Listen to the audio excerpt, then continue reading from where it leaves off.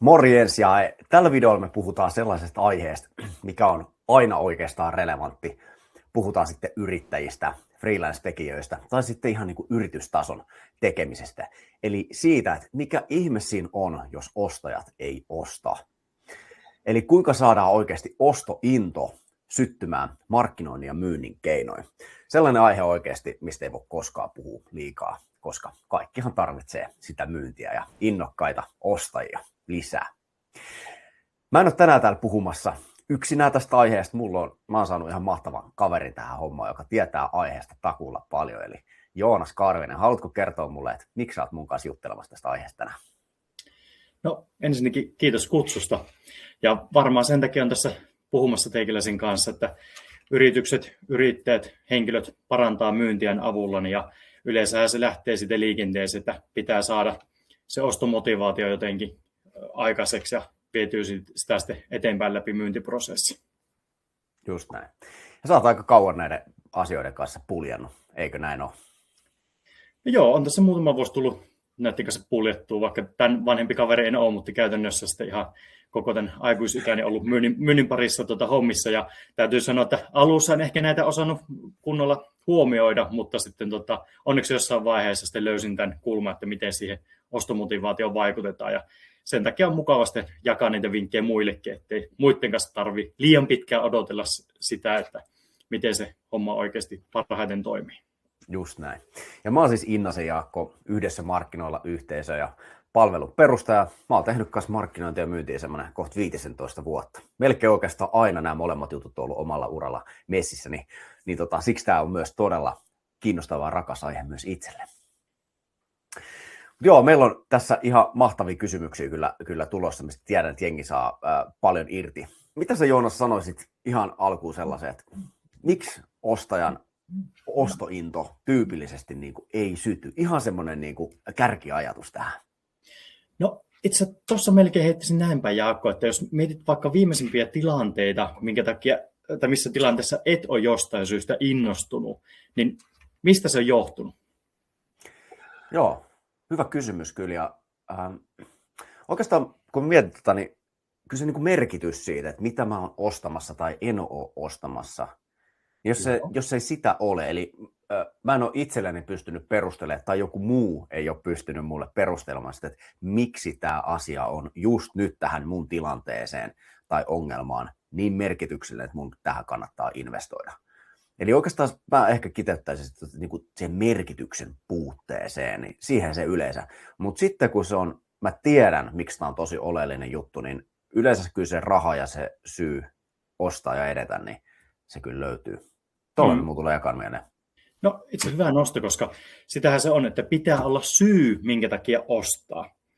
Ja sitten tässä kun mietitään, että mistä se syy ja vaikutus oikeastaan kumpuaa, niin me monesti unohdetaan se, että meidän pitää vaikuttaa kumpaankin aivopuoleen.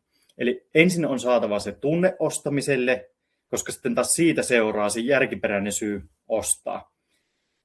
No tämä voi ehkä kuulostaa oudolta, mutta käytännössä me ostetaan tunteilla ja perustellaan järjellä. Koska otetaan vaikka sellainen tilanne, että me ollaan vaikka yrittäjänä soittamassa jollekin meidän ostajalle, mutta jos me kuulostetaan epämukavilta siinä puhelimessa, niin miten nopeasti sieltä se toisella puolella se henkilö sanoo, että juu, ei kiinnosta tai ei ole aikaa tai jotain muuta. Ei sinne mene montaakaan sekuntia. Niin onko tällöin kyseessä pikemminkin sellainen järkiperäinen syy, että tämä ostaja pystyisi jotenkin kristallipallolla jo sanomaan, että hei, tämä tyyppi ja tämän yritys, niin tämä ei pysty auttamaan meitä tekemään sitä haluttua vaikutusta, vai onko se pikemminkin siltä toiselta puolelta aivoja ja se tunneperäinen fiilis siitä, että ei haluta ostaa? Totta. Joo, tosi hyvä pointti. Ja sitähän me ajatellaan varsinkin tämmöisessä B2B-ostamisessa, että kaikki tehdään niin pragmaattisesti ja järjellä. Mutta tutkimukset todistaa, että tämä ei todellakaan itse asiassa ole näin.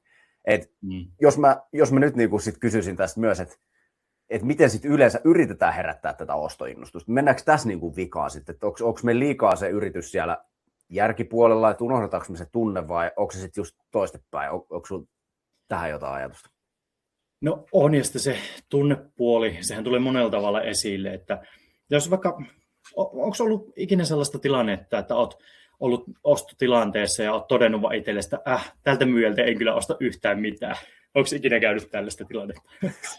Joo, on. Ja itse asiassa ei suoraan mulle, mutta yhden kerran me oltiin mun meidän tuttujen mukana asuntokaupoilla. Ja oltiin menossa katsoa sellaista asuntoa, mikä me tiedettiin, että on heille oikeastaan täydellinen, mitä he etsi. Siinä oli kaikki niin kuin kriteerit kunnossa paperilla. Mutta me astuttiin sinne sisään, siellä oli se talon omistaja oli myymässä sitä. Hän oli siellä pikkasen krapulassa ja huonossa kunnossa. Ja me nähtiin heti, kun me astuttiin ovesta sisään, ja tämä meidän tuttua pariskunnan miespuolinen henkilö näki tämän. Ja sen naama, mikä se tunnettuus, kun se näki sen myyjän. Me tiedettiin, että se ei ikinä tule ostaa tätä asuntoa ton äijän takia, mikä fiilis sillä tuli. Ja vaikka siinä oli paperilla, kaikki järkisyyt osu siihen tosi hyvin, niin se meni siinä se. No, kyllä. Se. Siis loistava esimerkki. Ja sitten jos ottaa jonkun toisen esimerkin tuollaista, että meet vaikka ostaa lenkkareitakin. Kuvitellaan, että sanot myyjälle tällaista, no hei, haluaisin tällaiset lenkkarit ja tollaiset, ja sieltä tulee sanotaan 2-3 paria niitä kenkiä, ja myyjä sanoo, että hei, tämän perusteella mitä kerrot, niin tämä on paras lenkkari nyt teikäläiselle. Mutta samaan aikaan katsot, että okei, tämä nyt ei ole ehkä siltä brändiltä, mitä haluan jalassa pitää, mutta kenkä on jo jalassa, niin sitten siinä vaiheessa mietit sitä, että miten pääsit tilanteesta pois ja sanot, että ei tämä, vaikka paperilla tämä vaikuttaa ihan hyvältä, mutta tämä ei ihan jalassa tunnukaan niin mukavalta. Mutta sitten kun saat sen tietyn brändin kengän vaikka jalkaan, niin vaikka se ei ihan niin hyvin istuskaan, niin kun olet kuitenkin tehnyt jo sen tunnepuolella sen päätöksen, että hei, haluan jatkossakin tätä tiettyä brändiä, mitä mä oon käyttänyt aikaisemmin, ja mikä vaikka on sellainen, mikä kiinnostaa itseäni, niin sitten perustelet erilaisille järkisyille, että no tämä on vähän kestävämpi, tai tämä jotenkin, tässä on parempi tuki jalalle, tai jotain muuta tällaista, ja sitten ostat sen kengän. Että vaikka se järkimielessä olisikin joku paperilla parempi, mutta kun se tunnepuoli on niin vahva, niin se ohjaa meidän päätöksentekoa, ja sitten me vaan perustellaan järkisyille, että miksi tämä nyt on, kun me ollaan tunnepuolella ja sitten tehty se päätös. Joo, ja tämä on kyllä semmoinen asia mun mielestä, mikä myynnissä usein ja markkinoinnissa, siis molemmissa unohdetaan tai ei ymmärretä sen niin kuin voimaa ja merkitystä. Me ollaan tämmöisiä tunne-eläimiä, mutta se ei olekaan niin yksinkertaista ja helppoa. Mä ymmärrän sen, koska tunnepuolen asiat on jopa tosi yksilöllisiä välillä ja ne on vähän abstraktejakin. Sitten kun me puhutaan tämmöistä järkisyystä, joku tuotteiden palvelun ominaisuudet ja tämmöiset niin kuin se sisältö siinä tuotteessa tai palvelussa, niin ne on niin paljon yksinkertaisempia tälle insinöörimäisesti sitten vaan luetella. Niin ne on niin kuin helppoa kauraa kaikille. Sitten kun puhutaan tunteesta, että mikä herättää mikäkin tunnetta, mikä on tärkeä, mikä luo semmoista niin kuin eteenpäin menemistä ihmisessä, niin se ei olekaan kaikille niin helppoa enää. No ei, mutta vaikka se on tietyllä tavalla abstraktia, mutta jos mietitään vaikka ihan myyntiprosessia, että siinä alussa pitää luoda luottamus ja pitää sitten saada se ostaja tuntemaan, että tässä ollaan aidosti ratkaisemassa heidän ongelmia. Et vaikka erityisesti yrityspuolella, kun käydään kauppaa yritysten kanssa, niin siinähän on tietysti erilaisia ratkaisuja, mitä tarjotaan, ja se voi olla, että joku ratkaisu on vaikka parempi teknisesti, mutta silti ne myyjät, jotka pystyvät sitten soveltamaan sitä vaikka teknisesti heikompaakin ratkaisua parhaiten sen asiakkaan avuksi, asiakkaan liiketoimintaan ja ymmärtää, että mitä se liiketoiminta edes on, niin sehän sitten ratkaisee paljon. Ei sillä ole mitään järkeä, että vaikka olisi teknisesti pikkasen parempi tuote, mutta jos ei ostaja tiedä, että se soveltuu hänelle, ratkaisee hänen ongelmiaan tai miten sitä vaikka käytetään, niin silloin se jää kyllä sinne penkille ja päädytään pikemminkin siihen, josta tuntuu, että se parhaiten soveltuu siihen omaan liiketoimintaan ja sitä pystytään hyödyntämään. Joo, nyt nostit äärimmäisen tärkeän aiheen näin niin kuin myös markkinoinnille. Sitten se puhut tästä tämmöisestä niin kuin me-lähtöisyydestä. Eli markkinoinnissa just tämä, että miksi ostointo ei syty. Niin yksi pahin virhe on se, että me puhutaan me-lähtöisesti. Ja sähän just nostit tätä, että pitää mennä sinne asiakkaan maailmaan, hänen ongelmiin, että sopiiko se heidän bisnekseen.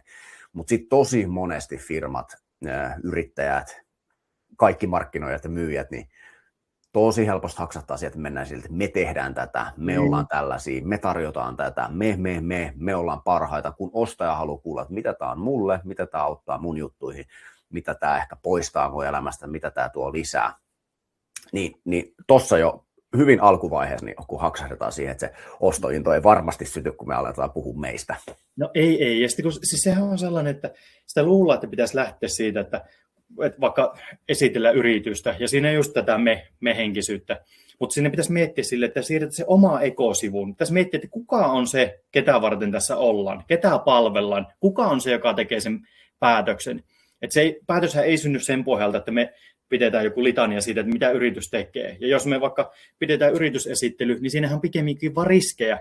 Että jos me kerrotaan, että me otetaan tällaisia ja tällaisia, tai me ollaan tehty tällaista ja tällaista. Mutta entäs jos ostaja ei samaistu niihin meidän vaikka referensseihin, tai jos me luetellaan sellaisia palveluita, joista pari menee niin kuin ihan hutiin, niin sehän se ostointo vaan lässähtää siinä. Ja. Se on kaikista pahinta, että kaikki ne, että olemme sitä tai me tehdään tätä tai minun mielestäni jotain, kun aina pitäisi olla se täysin vastakkainen näkökulma. Että ihan sivuuttaa se oma ego ja miettiä, että hei, tässä kun on palvelemassa teikäläistä, niin sopiiko, että kysyn vaikka muutaman kysymyksen, niin voit avoimesti kertoa, että onko näistä teille apua vai ei, jolloin ollaan aidosti siinä ostajan puolella. Kyllä, just näin. Ja tässä tullaan myös semmoiseen niin kuin markkinoinnin ja myynnin haasteisiin, jossa meillä on vaikka yritys, missä on paljon erilaisia palveluita, niin myyntiprosessin aikana myyjä pystyy kysymyksillä lähteä kartoittamaan sitä, että mikä voisi olla se sopiva kokonaisuus. Mutta sitten kun tullaankin markkinoijan pöydälle ja tavallaan meidän pitäisi pystyä vähän niin kuin markkinoimaan niitä kaikkia palveluita jotenkin samaan aikaan, niin silloin se menee helposti semmoiseksi niin kuin geneeriseksi hötöksi, mikä ei puhuttele enää ketään. Niin markkinoinnin näkökulmasta meillä on tosi tärkeää pystyä tekemään tiukkoja rajauksia, päätöksiä, että kelle me myydään, mitä me myydään ja miten me sitä viestiä lähdetään sitten kiteyttämään. Ja moni markkinoija ei uskalla tehdä tällaisia rajauksia, koska kun sä rajaat, niin sanot samalla tavallaan jollekin ei. Mutta markkinoinnissa on semmoinen mielenkiintoinen juttu, että kun sä päätät, kenelle sä viestit ja kohdennat sitä viestiä, niin silloin sä itse asiassa puhuttelet myös niitä, kenelle sä oot NS sanonut ei. Kun se viesti on vaan tömäkämpi ja parempi, niin silloin se niin kuin iskee kaikkiin paremmin. Ja tätä ei ehkä moni hahmota ja pelkää sitä niin kuin ulos rajaamista, mutta se ei kannata, koska myynnissäkin meidän pitäisi pystyä tekemään just nimenomaan tuota rajausta sitten. Siis loistavasti sanottu, ja sitä pelätä ihan liikaa, että tästä halutaan palvella kaikkea ja vähän kaikille sovitaan, mutta sitten ketä se loppujen lopuksi palvelee, että on vähän all around kaikille sopiva. Kyllä, just näin. Mutta sitten kun me puhutaan tuosta ostomotivaation herättämisestä, niin semmoisia tyypillisiä parhaita ostomotivaattorin herättäjiä on, mikä saa meidät liikkeelle, niin on se, että jos me pystytään lupaamaan jollekin enemmän rahaa, vaikka myyntiä, liikevaihtoa ja tällaista, me voidaan lupaa tällaista kasvua ja kehittymistä, me voidaan lupaa ajan säästöä, mutta sitten me voidaan lupaa myös kivun välttämistä, eli ongelmien poistamista niin kuin tulevaisuudessa, tai että me poistetaan joku ongelma tai kipu nyt. Niin onko sulla ajatus tähän, että mikä näistä tämän tyyppisistä ostomotivaattoreista on se kaikista tehokkain? No, on oikeastaan näkemystä. Että jos niin otetaan tällainen, viudon tässä nyt käsillä, älkää ottako tästä, tai älkää paheksuko tätä, mutta jos kuvitellaan, että tässä on vaikka ostajan tilanne, ollaan niin kuin tällä kohdalla, ja sitten me lähdetään sitä, pistäisi vaikka toikasi tuohon, me lähdetään tätä tilannetta nyt parantamaan jollain, että me annetaan jotain lisäarvoa, jotain hyötyä tai muuta, niin me siirrytään tästä tilanteesta vähän eteenpäin, että nyt saat jotain ekstraa. Mutta sitten jos me taas pystytään vaikka kysymyksillä selvittämään kipupisteitä, mitä ostajalla on, hän ei välttämättä ymmärräkään sitä, että jos esimerkiksi olet teollisuudessa, niin sillä voi olla prosesseissa jotain tiettyjä asioita, että tiedäkään, että tämän voisi tehdä paremmin jollain kikkareilla tai jollain palvelulla. Mutta kun me selvitetään sitä, että löytyykö siltä niitä kipupisteitä ja vahvistetaan niitä ja annetaan sen ostajan itse ymmärtää, että hetkinen, että tässähän nämä on itse aika merkityksellisiä asioita, että kun me ei vaikka tehdä markkinointia tai meillä ei ole tällainen, tämä prosessi on epätehokas tai mikä tahansa se onkaan, niin me saadaan tätä tilannetta tästä siirrettyä ikään kuin sinne enemmän kipupuolelle ja vahvistettua sitä, että siellä on halua tehdä muutosta. Ja kun alkuperäisessä tilanteessa, vaikka se on tällainen pieni rako, millä me pystytään lisähyödyllä tekemään sitä muutosta ja saamaan sitä arvoa aikaiseksi, mutta kun me vahvistetaan niitä kipuja ja ostaja itse kertoo sitä, että no okei, itse tämä turhauttaakin heitä, kun heillä on tällaista epätehokasta tai tai heitä stressaa tämä, kun me ei pystytä vaikka esimerkiksi saamaan asiakkaita ilman tehokasta markkinointia ja myyntiä, tai mikä se onkaan, niin nämä kivut tässä vahvistuu, ja me saadaan sitä esille sekä se tunnepuolin halu tehdä muutosta, että myös se siis liiketaloudellinen vaikutus, eli euromääräisesti pystytään laskettamaan, että paljonko sillä hukataan sitä mahdollisuutta. Niin sitten kun mietitään, että kumpi tässä on niin kuin motivoivampaa, se, että se pikkasen jotain lisähyötyä, vai se, että me saadaan sitä kipua nostettua esille, vahvistettua sitä, ja silloin meillä on aika iso käppi, mitä me pystytään lähteä tekemään sitä muutosta ja sitä vaikutusta. Ja siitä syntyy se lisäarvo.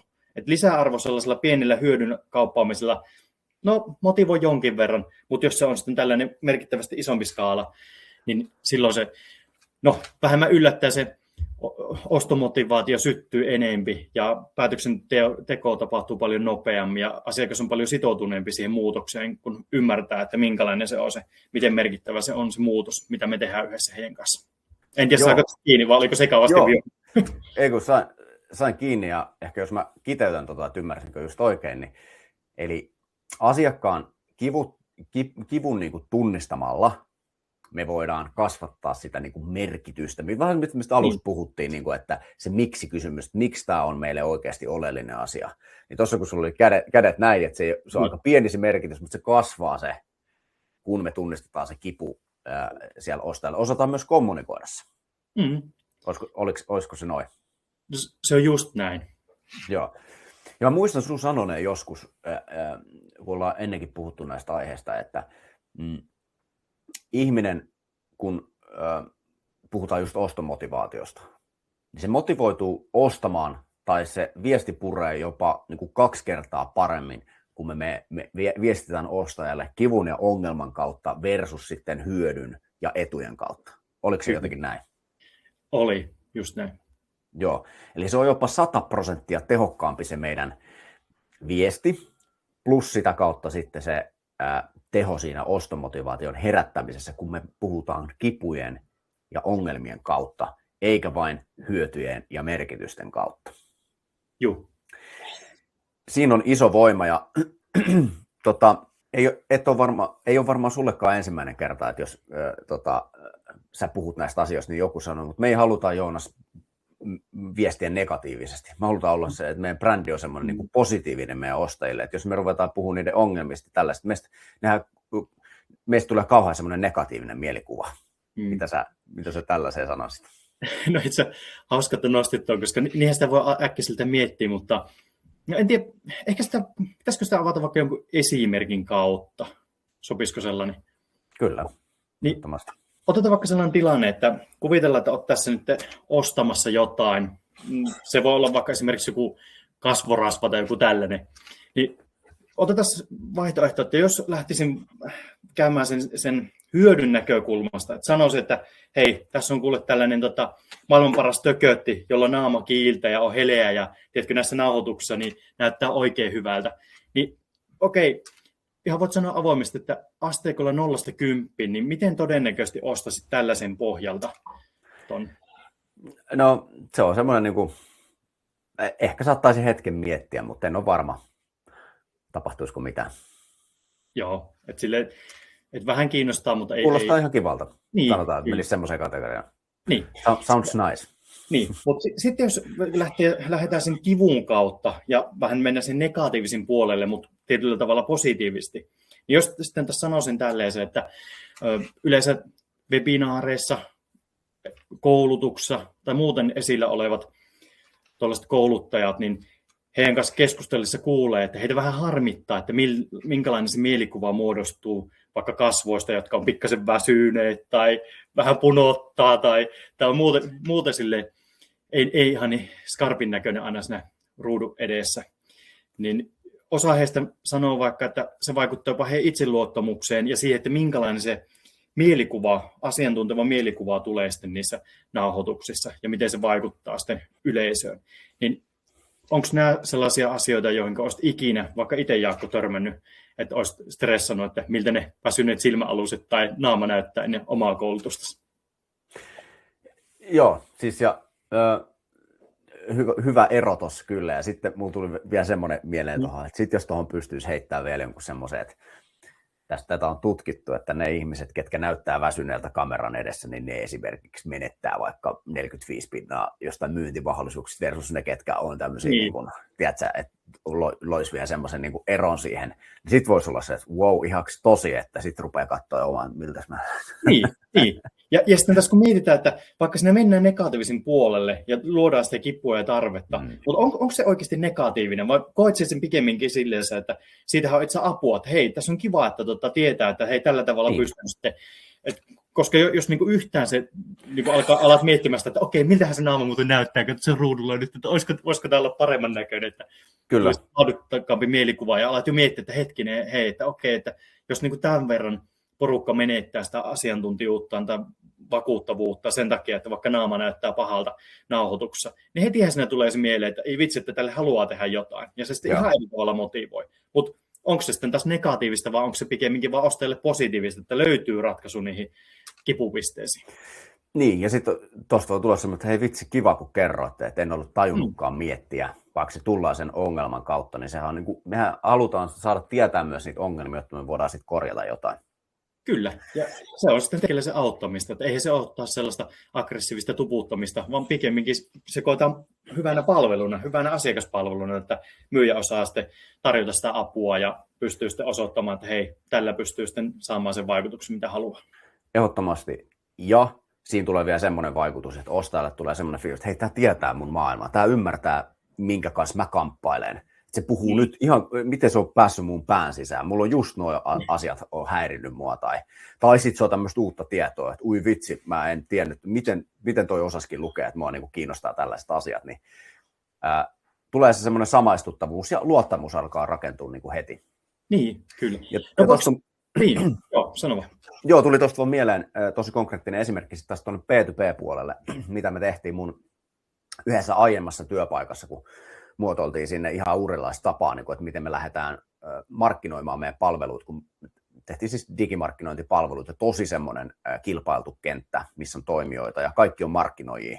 Me huomattiin, että siellä oli ihan semmoinen selkeä rako, millä voisi niin kuin löytää oman hyvän viestintätyylin. Me ruvettiin puhumaan tämmöistä ongelmalähtöisestä digimarkkinoinnista. Ei kuulosta kauhean niin kuin välttämättä positiiviselta heti, mutta siinä oli se idea, että me ei lähdetty niin kuin silleen, että hei, se meidän juttu, kun saatiin asiakkaat kiinni, että meidän kanssa saatte tällaisia tuloksia, että mennään pelkästään ne niin kuin tulokset ja positiivisuus edellä, vaan meidän lähtökohta oli se, että me tunnistetaan ne ongelmat niiden tulosten edessä, että mikä on teillä nyt se kaikista isoin pullonkaula teidän tuloksien edessä, ja kun me se ratkaistaan, niin aukeaa niin kuin latu. Ja me niin kuin lähdettiin tunnistamaan niistä se purri tosi hyvin ostajiin, koska niillä tuli vähän semmoinen aha-elämys, kun me lähdettiin mäppäämään sitä ongelmaa sieltä ja puhuttiin niistä, että mikä teitä estää. Sitten haluatte tonne, mutta me tunnistetaan, että tässä on nyt semmoinen isoin pullonkaula. Niin oli silleen, että ei vitsi, eihän tätä kukaan aiemmin ehkä kertonut edes meille. Niin. Eli se ei ollutkaan sit negatiivinen, vaan me lähdettiin ongelmalähtöisesti siihen. Kyllä. Ja sitähän ne ostajat kaipaa, että tuli loistava avaus just siitä, että vaikka se voisi tuntua, että hei, kantaako mennä sinne negatiivisen puolelle, mutta tossakin huomaat sen, että sitähän ne haluaa, että löydetään niitä asioita, että missä yritys pystyy parantamaan, ja se on pikemminkin vaan positiivista, että pystytään löytämään ne mahdollisuudet kehittyä, ehdottomasti. Just näin. Ja ihminen on semmoinen olento, että me mieluummin poistetaan kipua tai tulevaisuuden ongelmia, kun mennään kohti sitä hyötyä. Se on meidän niin kuin aivoihin rakennettu evoluutiossa niin kuin meidän selviytymisen kannalta. Meidän kannattaa ennemmin välttää sitä kipua ja ongelmia, kun tavallaan hakee hyötyä ja merkitystä tai niin kuin positiivisia asioita. Kyllä me niitä hyötyjäkin halutaan toki, mutta se ei ole niin vahva motivaattori. Se on juurikin näin. Ja sen takia se tuntuukin oudolta, että miten vielä aika moni myy, niin siellä lähdetään sitä, no tietysti yrityksen näkökulmasta ja sitten just niistä hyötyjen näkökulmasta, vaikka se pikemminkin pitäisi miettiä, että se on täysin päinvastainen se tapa, millä tavalla ostajat haluaisi ostaa. Eli meidän pitäisi ymmärtää sitä ihmisen psykologiaa paljon paremmin siinä myyntityössä ja muuttaa sitä lähestymiskulmaa täysin toisenlaiseksi, mitä se valtaosin vielä tuppaa olemaan. Niin, just näin. Mistähän me sitten voitaisiin löytää näitä oikeita syitä ostaa tai niitä kipuja? Onko sinulla siihen niin kuin ajatusta, että jos joku nyt miettii, että tästä pohtii, että ei vitsi, meillä on ihan vaan tämmöistä hyöty- ja edut edellä menevää viestintää, mutta miten sitä voi lähteä sitten kääntämään tämmöiseksi, tai mistä löytää niitä oikeita motivaattoreita kivun kautta? No itse kyllähän ne kysymällä selviää. Et sitähän kannattaa miettiä, että on se sitten uusi asiakas, nykyasiakas tai miksi ei vaikka tekoäly, niin kysymällähän ne asiat selviää. Selvität sitä, että mitkä on ne ongelmakohdat siellä, mutta toki se sitten vaatii sen asiakkaan kanssa luottamuksen rakentamisen, että eihän sitä, että jos et ole pystynyt taas rakentamaan luottamusta heihin, niin eihän he välttämättä sano niitä todellisia syitä, mutta kun onnistut siinä alkuvaiheessa, niin sen jälkeen ja osoitat sen, että haluat ymmärtää heitä paremmin, niin silloin sieltä löytyy ne juurisyyt, ja sitten kun löydät niitä juurisyitä, niin sitä on sitten helppo vaikka monistaa, että jos haluat muille vastaavanlaisille myydä, niin ymmärrät jo sitä mielenmaisemaa, ja mitä tuossa aikaisemminkin sanoit, että ostajallekin tulee sellainen vakuuttava fiilis, kun puhuttelit just niistä asioista, mitkä on heille relevantteja ja minkä kanssa he kipuilee, niin se sitten auttaa muidenkin vastaavanlaisten kanssa toimiessa. Kyllä, että usein sitä dataa on siellä ja tietoa on jo pohjalla, kun on jutellut paljon asiakkaiden. Varsinkin myyjillä on yleensä tosi hyvä tieto siitä, mutta sitä ei välttämättä aina tajuta, että mehän tiedetään nämä asiat jo, että ne pitää nyt vaan osata sitten käyttää ja kääntää, että koska asiakkaat ainahan ne kertoo sit sitä, että miksi ne on nyt sitten vaikka edes keskustelemassa tässä ja ne kertoo niistä, jos vaan se luottamus on siellä, mutta mä jaan tuohon yhden kuvan äkkiä tästä, mistä niitä voi löytää, minkä tyyppisillä kysymyksillä. Tämä on niin kuin markkinoinnin puolelta erityisesti ja puhutaan niin kuin copywritingista, eli myyvästä kirjoittamisesta. Ja copywritingihan on tuolta ihan jostain 1800-luvun lopulta asti lähtenyt kehittyä tällainen tapa kirjoittaa myyvää tekstiä, kun tuli sanomalehdet, eli tämmöinen massamarkkinointi. Eli piti pystyä yhtäkkiä alkaa vaikuttaa ihmisiin massoina, että miten he ostaisi ja saataisiin niin aikaan toimintaa. Niin nämä periaatteet on kyllä sieltä asti. Ja tämä on tämmöisen huippukopywriterin kuin Dan S. Kennedyn kirjasta The Ultimate Sales Letter, missä hän kertoo, että miten tehdään tällaisia huippumyyntikirjeitä. Niin tässä on tämmöinen kysymyslista, että mitä asiakkaista pitää ymmärtää. Ja kun tuon lukee läpi, niin nämä kaikki kysymykset melkein, no ensinnäkin nämä on tosi tunnepitoisia, mutta nämä lähtee sieltä tosi vahvasti sieltä ongelmasta ja kivusta. What keeps them awake at night? Aika semmoinen, niin kuin, ei ole mikään semmoinen, että no mistä he haaveilee, vaan se on silleen, että miksi ne ei nuku. Niin. Ja what are they afraid of? Eli mitä he pelkää? Mistä ne on tosi vihaisia? Mikä aiheuttaa heille niin kuin, frustration, eli mikä tämä on suomeksi? Turhautumista. Eli taas sitä negatiivista kipua. Kipuja. Joo. Ja tämä on mun mielestä hyvä esimerkki siitä, että kun lähdetään pohtimaan, että tämä on semmoinen, että just tässä sanotaan, että tehdään tämmöinen hyvä profiili ostajista, että aletaan profiloimaan meidän tärkeintä ostajaa, ja kun me halutaan tehdä hyvää kopyä markkinointiin, mutta sitten sama myyntiin, tämä on tosi myynnillisesti, niin nämä on niin kuin täsmäiskuja siihen hommaan. Joo. Tämä on semmoinen lista, minkä haluaisin sen takia näyttää, koska nimenomaan kipu on se juttu. Kyllä.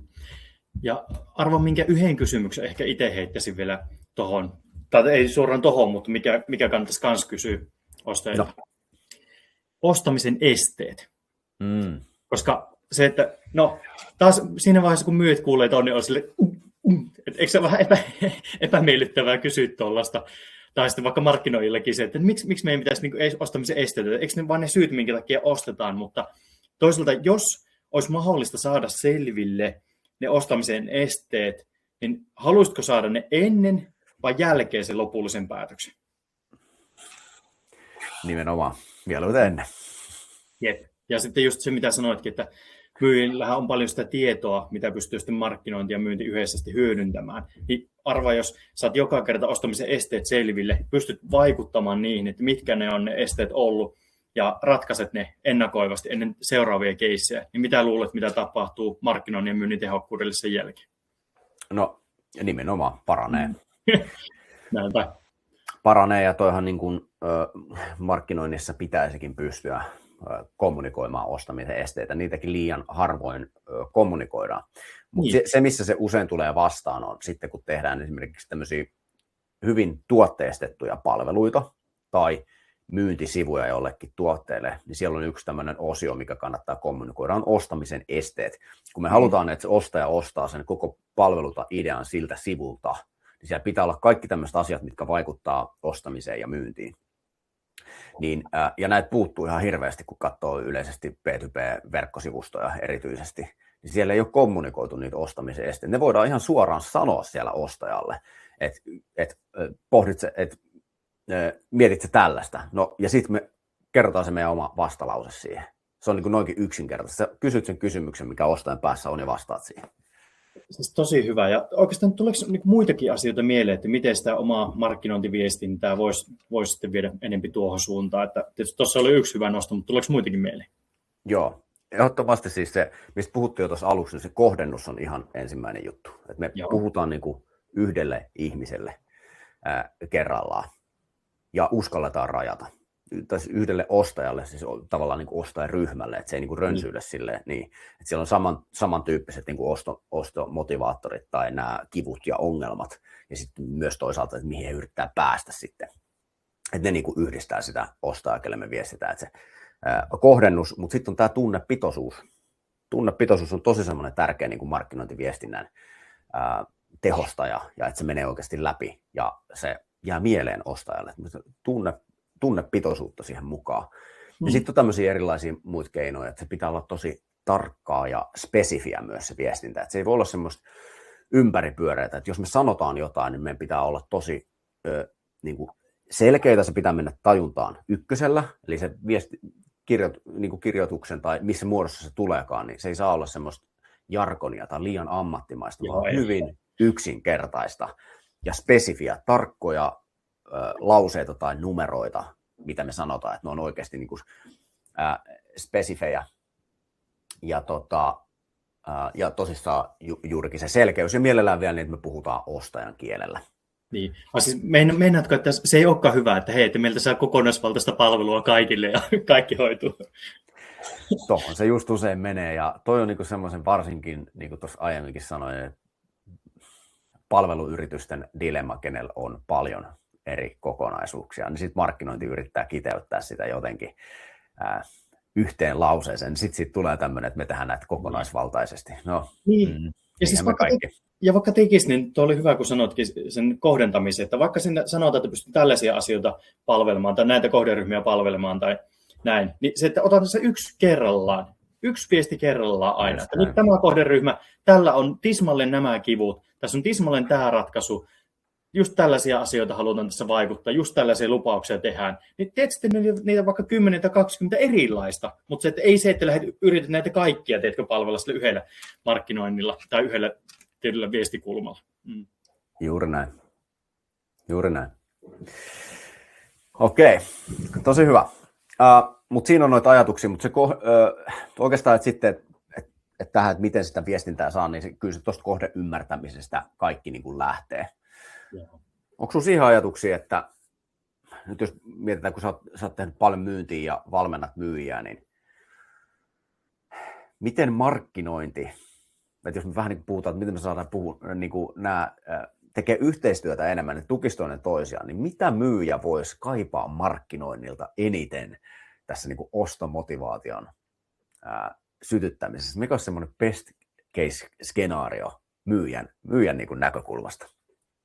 No varmaan se ylipäätään pitää olla aika tiivistä se yhteistyö ja viestintä siitä, että mitä tehdään. Että ei, valitettavasti sitäkin näkee, että on markkinointiosasto ja on myyntiosasto ja ne tekee omia juttuja, mutta se pitäisi olla sellainen yhtenäinen punainen lanka. Että yhdessä katsotaan vaikka viikoittain tai mikä se sykli onkaan, mutta katsotaan, että okei, tässä meillä on just tämä kohdennettu asiakasryhmä, mihin me halutaan vaikuttaa. Tällä tavalla me otetaan näitä kipupisteitä huomioon, ja että se tarina pysyy yhtenäisenä. Se ei ole hyvä, että tiedätkö, markkinointi puhuu vähän omaa kieltä, että joo, meillä on niin nämä kulmat, ja sitten kun myyjä jatkaa sitä, niin sitten omaa kulma. Mutta sitten sinne voi tulla ostajallekin vähän epäluotettava fiilis tai jotenkin hämmentynyt olo, että hetken, että tämä nyt kuulostaa vähän erilaiselta, mitä sitten taas oli se ensimmäinen viesti, mikä tuli tässä markkinoinnin puolelta.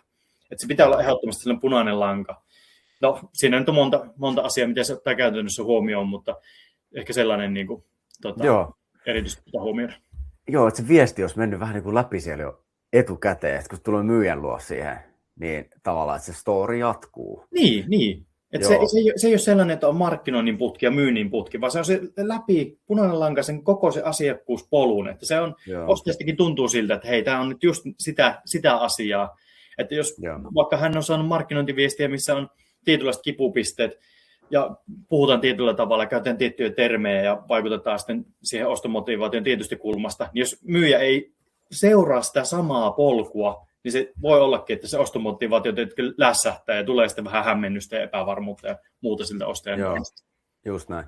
Ja tähän hyvä semmoinen testi niin kuin markkinoinnin kulmasta on se, että nyt jos täällä on joku markkinoija kuuntelemassa, niin selvität sen, että myyttekö te teidän verkkosivustolla samalla tavalla teidän palvelut, tuotteet, mikä ikinä se bisnes onkaan, kuin mitä teidän myyjät sitten tekee niissä myyntikeskusteluissa. Jos tässä on silleen, että myyjät on silleen, ei me nyt tolleen, että meidän myyntipreset on ihan erilaisia, mitä niin kuin verkkosivustolla, niin tässä on niin kuin ongelma. Silloin te viestitte eri tavalla. Tämä on hyvin, hyvin tyypillistä, kun mä oon ollut noin 100 verkkosivuprojektissa mukana. Ja usein verkkosivujen uusiminen tulee, se kipu on itse asiassa riittävän iso siihen uusimiselle. Silloin kun me huomataan esimerkiksi tämmöinen käppi, että ei juman kautta, meidän verkkosivut puhuu ihan vanhentuneella tavalla esimerkiksi, miten me nyt myydään jo näitä. Että eihän me voida tällaista enää viestiä, eli tulee semmoinen herätys. Mutta joillain sitä ei koskaan tuukkaa, kun ei ikinä niin kuin tarkastella sitä riittävästi. Mutta tämä on tosi yleinen juttu ja tosta saa sen kiinni. Ja se pitäisi olla täysin tavallaan samaa kieltä puhuu, mitä ostaja näkee sitten verkossa etukäteen. Ennen kuin juttelee myyjän kanssa. Joo, mutta ihan tällaisessa tilanteessa tosissaan me päästäisiin, että me tunnistettaisiin ne kivut ja sitten me alettaisiin markkinoinnissa käyttää ja sitä myynti jatkaa sitä tarinaa. Se olisi, niinku se ihanteellinen juttu. Joo. No, tuleeko jotain muuta mieleen, jotain sellaista vielä teemaan liittyen, mitä ei ole tässä sivuuttu, mistä ei ole keskusteltu, niin mitä haluaisit nostaa vielä esille? Joo, no ehkä niinku sellaista, että mitkä asiat nyt sitten oikeasti vielä niin voi jopa lässähtää, niin kuin tukahduttaa sen ostoinnon. Jos me ollaan vähän saatu sitä niin kuin, herätettyä, niin voidaanko me jotenkin niin kuin sössiä se homma vielä sitten siinä prosessin aikana? Tuleeko jotain sellaista mieleen? No, tulee silloin muutamiakin juttuja, mutta yksi sellainen aika, mikä valitettava yleinen on, että ostajille tulee epämukava fiilis jossain kohtaa sitä ostamista. Että saattaa olla, että se into on jo noussut, mutta siinä on jotain sellaisia asioita, että esimerkiksi myyjillä on perisynti, että myyjä vähän ylimyy, että lähtee tiedätkö, niin kuin kertomaan kaikkia juttuja, että hei sitä ja tätä, ja tiedätkö, nyt vielä saat tästä jonkun uusimman version tästä tuotteesta tai jotain muuta tälleen, niin kuin kivaa bonusta, millä ajattelee, että hei, tällähän tämä nyt closaa. Mutta sitten samaan aikaan, mitenkä ostaja sen kuulee, että hetkinen, okei, uusi versio tästä tuotteesta, mutta hetkinen, että haluanko olla se ensimmäinen henkilö tai ensimmäisten joukossa, ketkä testaa tätä uutta versiota. Onkohan tämä varmasti sellainen, että tämä toimii, tai entäs tässä tulee jotain vastaan, tai entäs tämä on vähän erilainen, mitä nyt tässä on muodostunut kuvaa tästä nykyisestä versiosta. Silloin tulee paljon sellaisia riskejä, mitä myyjä hyvää hyvyyttä ajattelee, että hei, tämä on nyt sellainen, että tällä nyt kaupat lyödään lukkoon, mutta samaan aikaan ostajalle tulee tässä epävarmuus siitä, että täällä voi olla riskejä, tai onkohan tämä sittenkään niin hyvä. Mutta on nyt vain yksi esimerkki. Toki se epämukava olo sinne ostajalle voi tulla siitä, että myyjä sanoo tai tekee jotain sellaista, mikä laskee sitä luottamusta pitkistä prosessia, tai jos myyjä ei vaikka autakaan sitä ostajaa enää samalla tavalla, tai alkaa vähän liian aggressiivisesti työntämään kohti sitä ostamista, koska ihminen haluaa ostaa, mutta ei missään nimessä tykkää siitä, että hänelle myydään sillä perinteisellä tavalla, miten sitä aggressiivista myymistä mielletään. Joo. Minusta on tosi hyvä. Mulla on itselläkin just se ajatus, niin kuin markkinoinnissakin me voidaan se luottamus sössiä. Me saattaa saada, niin kuin, jos nyt lähtee sitten kivun kautta tekemään markkinointia, niin me voidaan saada, me tehdään tosi semmoiset tömäkät ja iskevät viestit. Mutta sitten jos me ei, tosi tärkeää, että me pystytään todistamaan myöhemmässä vaiheessa, että me pystytään oikeasti auttamaan niiden ongelmien ja kipujen poistamisessa, mitä me ollaan just niin kuin nostettu. Että me ei voida yliluvata just markkinoinnissakaan. Meidän pitää uskaltaa tehdä terävät, hyvät kärkiviestit, mutta ne ei saa olla niin kuin epätosia. Että se alku voi olla, että me onnistuu, mutta sitten tosi tärkeää, että me voidaan todistaa ja rakentaa se luottamus, että se on loppuun asti koherentti se viesti, ettei myöskin siinä sitten niin kuin ammu itse jalkaan. Mutta sä puhut käytännössä ihan vähän niin kuin samaa tarinaa tuossa myynnin kanssa, että ei sössi sitä luottamusta siellä. Kyllä. Ja tuossa oli hyvä sekin, että ei tavallaan ylilupaa, niin jos mietitään vaikka, että selvität ostajalta, että mitkä on ne asiat, millä hän ostaa, ja saat ne selville, ja se katsotaan vaikka, että se ikään kuin rima on tällä tasolla, että nämä on nämä asiat, että nämä asiat kun on kunnossa, niin tässä tehdään kaupat. Niin sitten siinä vaiheessa, kun sitten lunastat sitä palvelua tai tuotetta, niin siinä vaiheessa voit sitä antaa jotain ekstraa, jolloin vielä se nousee se kynnys tai rima ylemmä, että sitten ostajakin kokee, että vitsi, että hän sai sen mitä halusi, mutta vielä vähän lisää. Mutta jos sitten lähdet jo sinne myyntivaiheessa tai markkinointivaiheessa, että lupailet vähän liikoja, niin A, onko se uskottavaa, ja B, minkälainen sitten taas se asiakaskokemus on sen jälkeen, kun siellä on niin kuin hirveästi kaikkea maalailtu, tiedätkö, kaikkea ylimääräistä. Ja se saattaa olla, että ostaja ei ole edes sen takia halunnut tehdä niitä kauppoja, tai jos on tehnyt, niin sitten on taas hankala saada sitten siitä sellaista pitkäkestoista tyytyväistä asiakkuutta. Ja siinä mielessä se on tärkeintä selvittää, että millä ehdoilla sitä kauppaa tehdään, ja mieluummin vaikka sitten ylipalvella ja varmistaa, että se on sitten pitkäkestoinen asiakkuus. Just näin. Tosi hyvä pointti. Okei, me aletaan lähestyä tässä loppuun, niin voitaisiin vähän kiteyttää vielä. Tuleeko sulla nyt mieleen tässä niin kuin myynnillisesti, nyt kun puhutaan tästä ostomotivaation herättämisestä ja näistä kivuista, niin semmoinen joku 1-3 tärkeintä pointsia vielä loppuun, että jos nyt haluaa lähteä ottaa tätä paremmin haltuun, niin mitkä olisi sun go-to-vinkit? No, löydä ne ostajien kipupisteet. Aika simppeli tämän pohjalta. Sitten syvene ja lasketa niitä niin, että siellä on sekä se merkitys ja arvo tunnepuolella, että myös euroissa tai muuten järkiperäisesti. Yeah. Ja sitten kolmantena se, että mitkä on ne ehdot, millä sitten taas ostaja haluaa päästä niistä kivuistaan eroon. Tarkoitan sitä sillä, että jos siellä on päätöksentekoon liittyen, siellä voi olla useita henkilöitä, ketkä vaikka tekee sitä päätöstä, tai siellä voi olla tiettyjä kriteereitä, tai muuten sillä pitää selvittää sitä ostoprosessista tiettyjä asioita. Niin viitatte siihen, mistä keskusteltiin aikaisemmin, että miten pystyy varmistamaan, että se innostuminen, syttyminen säilyy, niin viedään sitä systemaattisesti läpi sen prosessin myös sen alun innon jälkeen. Siinä ehkä ne 3, mitä tulee mieleen. Just näin. Tosi hyviä. Ja mä tuossa niin markkinoinnin puolelta niin sanoisin silleen, että ota yhteys myyntiin heti ja lähde selvittää just näitä kipuja ja ongelmia. Katso, että olette samaa mieltä niistä, koska todennäköisesti myyjillä on jo se tieto. Nyt markkinoijan pitää vaan osaa kaivaa se sieltä ja alkaa sitten hyödyntää sitä markkinoinnissa. Mutta sen jälkeen, kun sä tiedät ne ja sä oot jutellut, että myynti on niistä samaa mieltä, niin kiteytä ne hyviksi kärkiviesteiksi niin, että ne tulee sieltä ongelmia ja kipujen kautta. Sulla pitää olla semmoinen 3-5 hyvää kärkiviestiä vähän niin kuin eri tilanteisiin, mitä sä lähdet sitten käyttämään, mielellään semmoinen paras mahdollinen niin kuin tiivistys siitä, mistä voi jopa tulla se teidän niin kuin tärkein sanoma sitten ostajille. Ja sen jälkeen kyllä palveluiden ja verkkosivujen niin kuin tuotteistaminen tämmöiseksi vähän niin kuin kipulähtöiseksi. Se olisi tosi hyvä, että se story on sama, mitä myyjät sitten käyttää, niin te olette tehnyt siellä verkkosivustolla. Ja tämmöinen kiteyttävä bränditarina on yleensä myös hyvä, että me tiedetään, miten me puhutaan siitä niin kuin asiakkaan maailmasta. Niin tämmöisiä asioita niin kuin markkinointi tarvii. Ja sen jälkeen me voidaan tekemään tällaista niin kuin kysyntää luovaa markkinointisisältöä niiden kipujen kautta. Noin niin kuin ne 3 tärkeintä juttua, mitä se tarvii olla pohjalla, jotta se sitten onnistuu. Tosi hyvä listaus. Joo. Kuulostaa tällä niin kuin listana helpon, mutta jos lähtee ihan nollista vähän niin kuin tekemään, niin toi on suht kova duuni voi olla, mutta sitten tietyllä tapaa ei välttämättä. Että se kaikki tieto on vaan sieltä, se pitää kääntää nyt sitten niin kuin näkyväksi. Ja sitten varsinkin, jos tekee pienemmässä porukassa, vaikka on yksin yrittäjä, niin tämä voi olla tosi helppoa, koska sä oot samaan aikaan markkinoija ja myyjä. Sä vaan päätät, että nyt mä lähden tekemään tätä eri tavalla, niin se ratkaisu on niin kuin siinä. Sepä se, kyllä. Että sitä monesti mietitään, että markkinointi ja myynti on monimutkaista, mutta onko se loppujen lopuksi? Vai pitäisikö sinne vaan niin löytää se oikea tapa, miten sitä tekee? Yksinkertaisuus on aina se paras ja sitten se ei ole monimutkaista. Että me tehdään siitä monimutkaista silloin, kun me ruvetaan juoksemaan kaikkien nopeiden ratkaisuja ja tällaisten perässä ja sitten me mennään sekaisin, kun me mennään kanavat edellä, että missä meidän pitää nyt olla joka puolella tuolla noin tällainen eri trendit. Mutta sitten kun me keskitytään tähän, että ostajien ongelmat ja miten me niitä ratkaistaan ja millä viesteillä mennään sinne, niin se on itse asiassa suht yksinkertaista. Niin.